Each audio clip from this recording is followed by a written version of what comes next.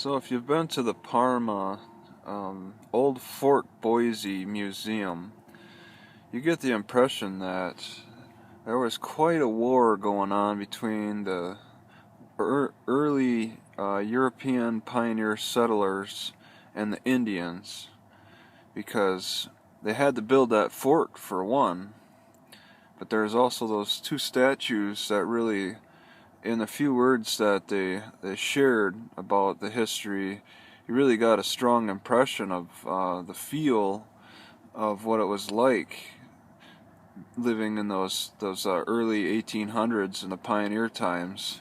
Now maybe they're pointing out the most dramatic points of history that occurred in that area around Parma. Either way, it's pretty suspenseful. You could get an idea of what kind of fears people lived in. For example, with Bigfoot, I mean, you read his little epitaph, or that statement not right below his statue. They say that's pretty close to the actual size he was when he was terrorizing the pioneers for almost 10 years. He was looks like he was pretty tall, pretty big, and he was called Bigfoot. They probably got his measurements from imprints on the ground.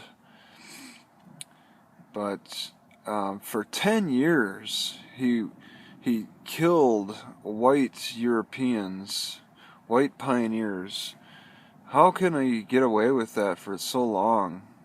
You have to wonder about the details that that just occurred. What happened? What was really going on? Because if you look around the area, I mean, in the Parma area, it's pretty centered in this flat valley. There's not many hills.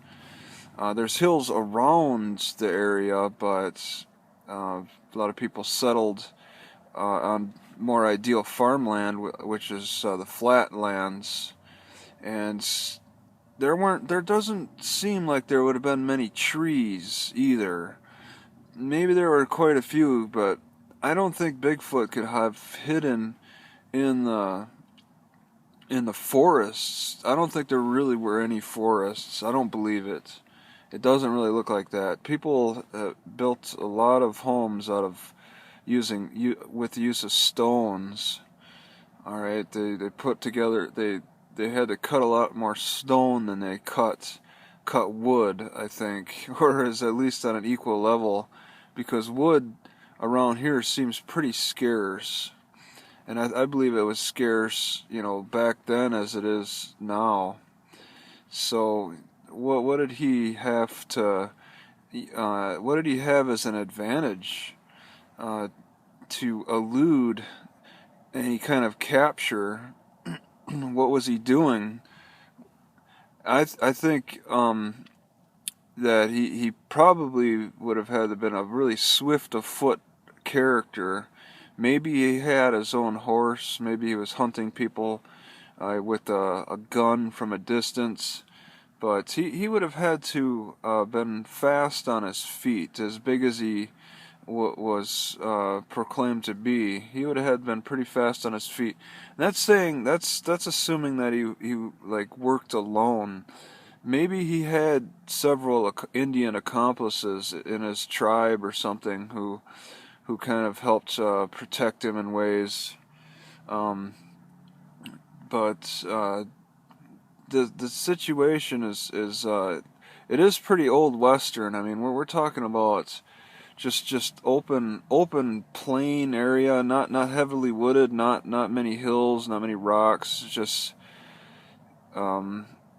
It's just something maybe more along the lines of just white people standing behind a line or something.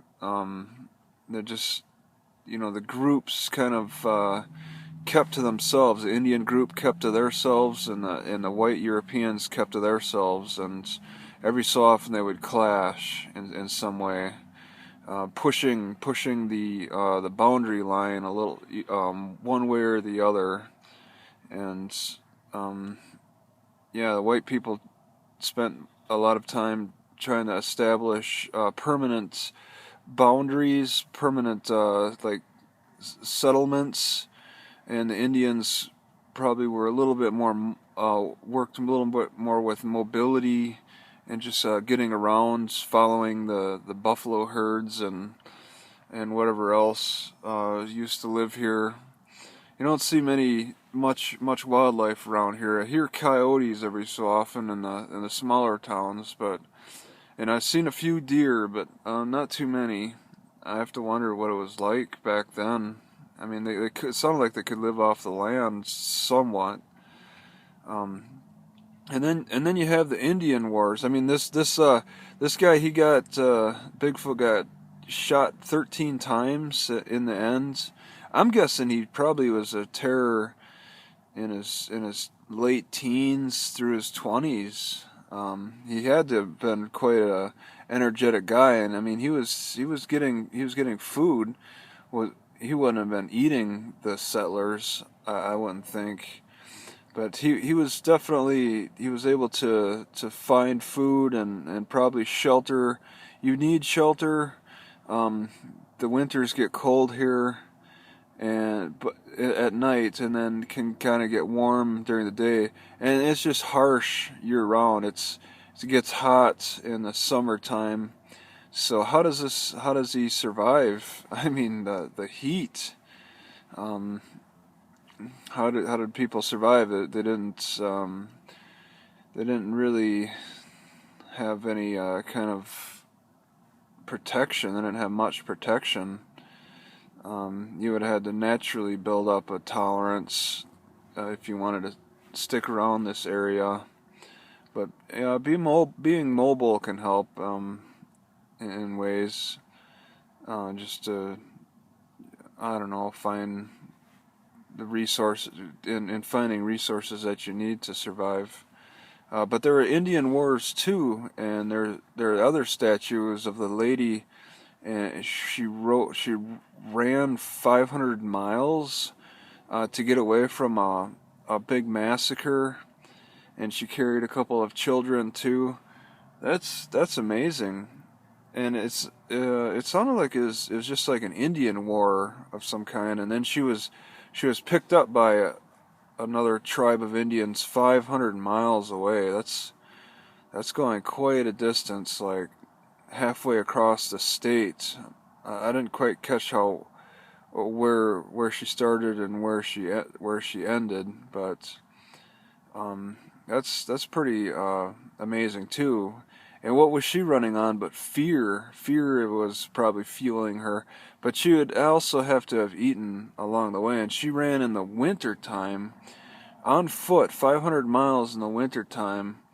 That's pretty amazing how they do it. I mean, I look at my feet and they're so sensitive. I can't handle much hard gravel. I evolved into needing shoes the way it looks. And it's hard to imagine how people 150 years ago got around much with poor footwear technology.